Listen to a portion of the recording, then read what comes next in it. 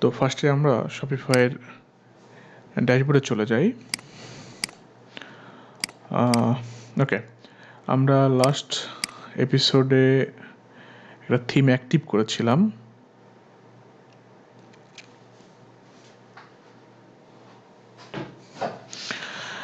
আচ্ছা, এই একটা থিম অ্যাক্টিভ করেছিলাম সাপ্লাই। আমরা এই থিমের উপরে কাজ করব। সাপোজ যদি ক্লায়েন্ট কখনো কোনো থিম দিয়ে থাকে আমাদের, তাহলে সরাসরি ডিরেক্ট সেই থিমটাতে কাজ করতে যাব না। আমাদের ভুল হতে পারে বা কোনো আমরা ভুল করতে পারি বা কোনো উল্টাপাল্টা ডিজাইন হয়ে যেতে পারে। সেজন্য একটা কাজ যেটা আমাদের জন্য এসেনশিয়াল, সেটা হচ্ছে এটাকে ডুপ্লিকেট করব।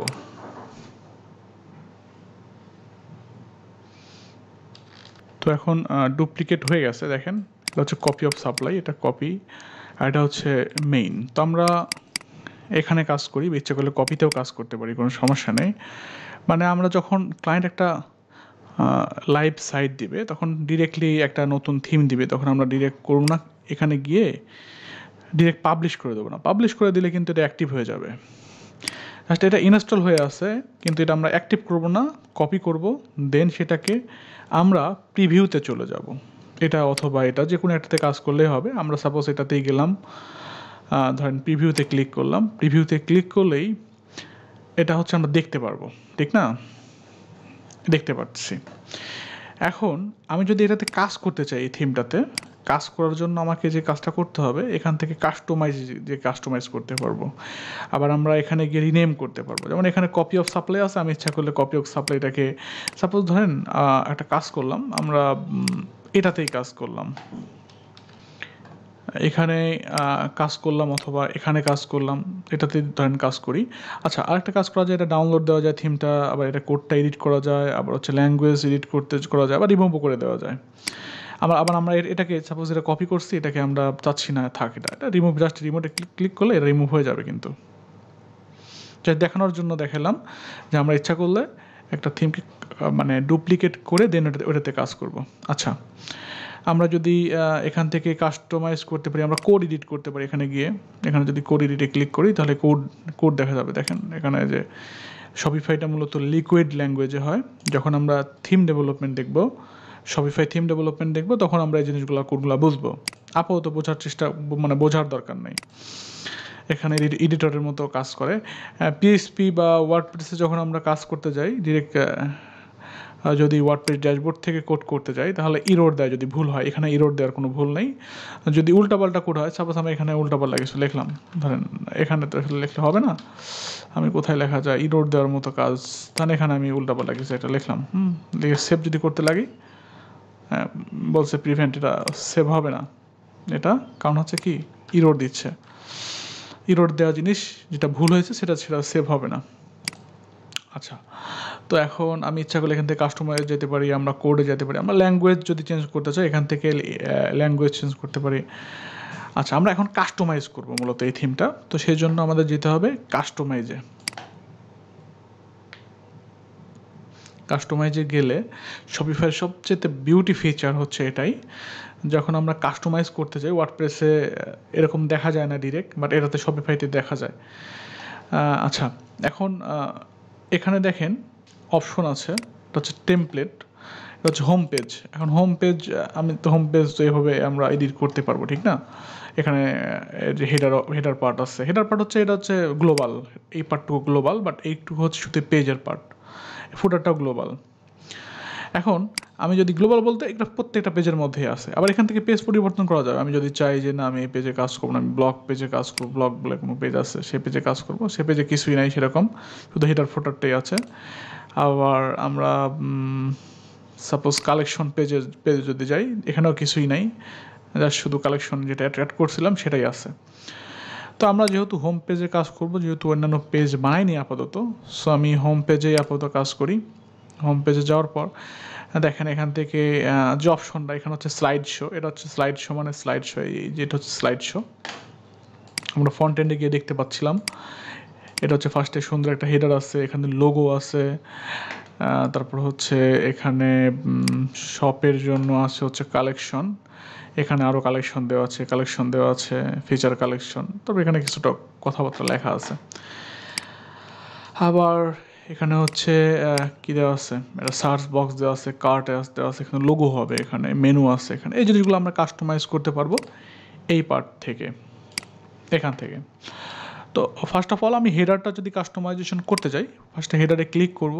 হেডারে ক্লিক করার পর দেখেন এখানে মেনু অ্যাড করতে পারবো। আমরা যদি মেনু বানিয়ে থাকতাম আগে থেকে, তাহলে এখানে গিয়ে আমরা মেনু সেট করতে পারতাম। যেহেতু আমরা মেনু বানাইনি, সো এখানে ক্লিক করে আমরা ইচ্ছা করলে মেনুতে যেতে পারি। এটা আমরা আলাদা পার্ট রাখবো, আলাদা সেকশন রাখবো, এপিসোড রাখবো, যেখানে গিয়ে মেনু দেখানো হবে।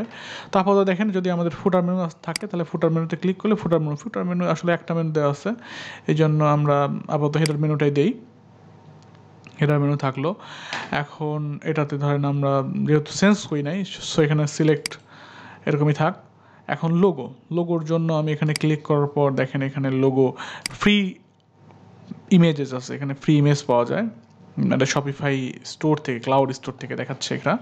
আবার যদি আমি চাই যে না আমি এটা আপলোড করব, তাহলে এখানে আপলোড করতে পারবো, ড্রাগ করে নিয়ে ছেড়ে দিতে পারবো। অথবা এখানে ক্লিক করে আমাদের কম্পিউটারে যদি কোনো ইমেজ থাকে, আমার কিছু ইমেজ নিয়ে এসেছি, কিছু লোগো নিয়ে এসেছি, আমাদের কোকো বিউটি নামে একটা ক্লায়েন্টের একটা ওয়েবসাইট, সেখান থেকে আমি নিয়ে আসলাম। দেখেন চলে আসছে এখানে। এখন লোগোটা সিলেক্ট করে দিলাম, এটা হয়ে গেল। এটার লোগোর উইথটা কতটুকু হবে আমরা এখান থেকে সিলেক্ট করে দিতে পারি, 200 পিক্সেল হবে, ছোট হয়ে গেছে, একটু ভালো দেখা যাচ্ছে। এখন অ্যানাউন্সমেন্ট বার, এখানে দেখেন অ্যানাউন্সমেন্ট বার একটা থাকার কথা ছিল এইদিকে। আমরা যদি এখানে ক্লিক করি অ্যানাউন্স বার দেখাবে, এই যে এখানে। আমি চাইলে এটা হচ্ছে এখান থেকে এডিট করতে পারবো। সাপোজ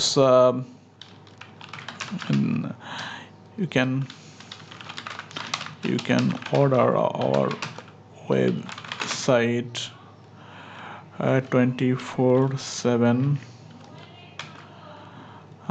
from all over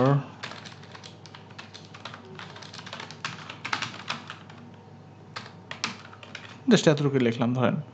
আচ্ছা, এবার লিঙ্ক হবে, এটা ধরুন লিঙ্ক আমি দিতে যাচ্ছি কিনা, আমি ধরেন একটা পেজের লিঙ্ক দেবো। পেজের কোন পেজের লিঙ্ক দেবো, কোনো পেজ আসলে বানাইনি আমি আসলে, এই জন্য কোনো পেজের লিঙ্ক দিতে পারছি না।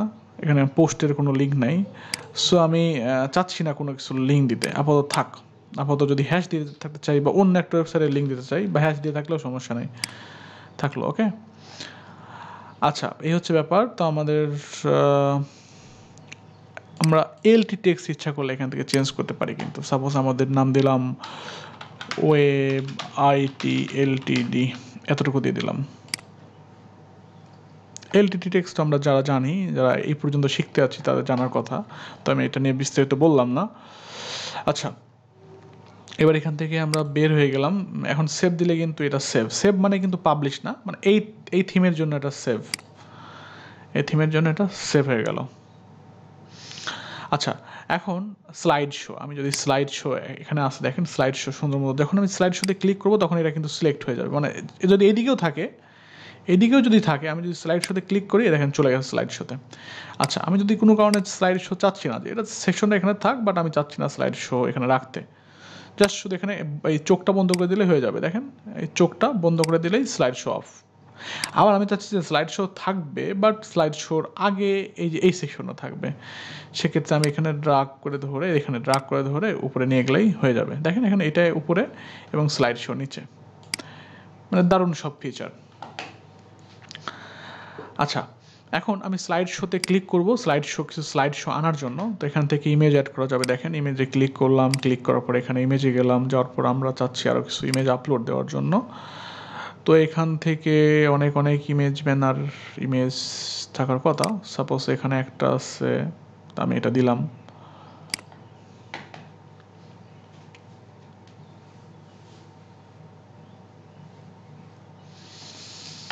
আচ্ছা, এটা দিয়ে দিলাম। তারপর আমি যদি চাই যে না আরেকটা দিব, আমি আরেকটা ইমেজ অ্যাড করব।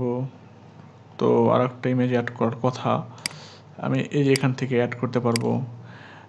এখানে গিয়ে আমি আরেকটা ইমেজ অ্যাড করি।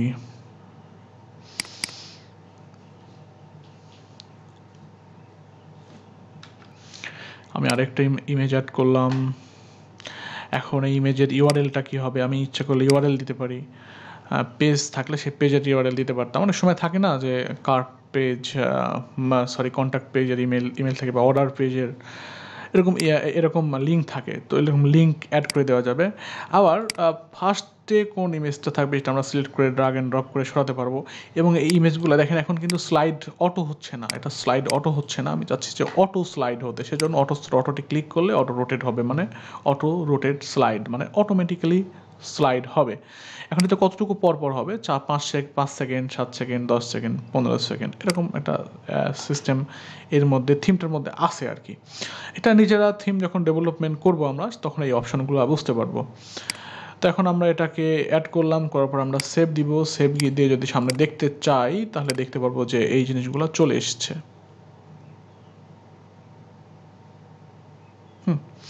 সুন্দর মতো আমরা দেখতে পাচ্ছি যে লোগো একটা ব্যানার চলে আসছে, স্লাইডার চলে আসছে, স্লাইডারটা 5 সেকেন্ড পর পর অটোমেটিক্যালি স্লাইড হচ্ছে। এ হচ্ছে ব্যাপার। আই হোপ আমরা এতটুকু বুঝতে পারছি। তো এই এপিসোড এতটুকুই। নেক্সট এপিসোড দেখার আমন্ত্রণ জানিয়ে এখানে শেষ করছি। সবাই ভালো থাকবেন। আসসালামু আলাইকুম।